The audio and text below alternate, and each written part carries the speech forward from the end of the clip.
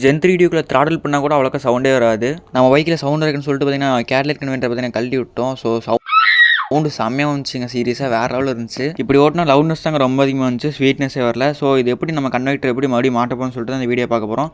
Video ஃபுல்லாக பாருங்கள். அதுக்கு முன்னாடி எக்ஸாஸ்ட் நோட்டை கேட்டு வந்துருங்க.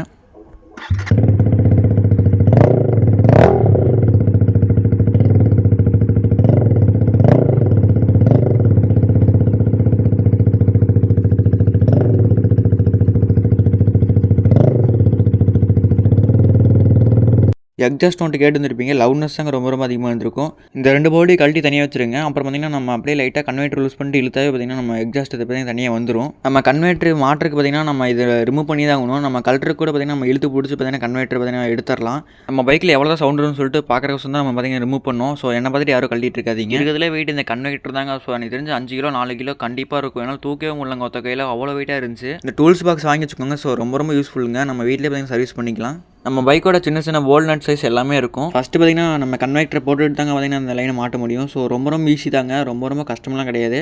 நீங்கள் ஒரு டைம் மட்டும் கழட்டி பள்ளிக்கிட்டீங்கன்னா ஈஸியாக மாட்டிடலாங்க. இந்த மாதிரி யூஸ்ஃபுல்லான கண்டென்ட் பார்க்க மஜாவாக நம்ம சேனல் சப்ஸ்கிரைப் பண்ணி சப்போர்ட் பண்ணுங்கள்.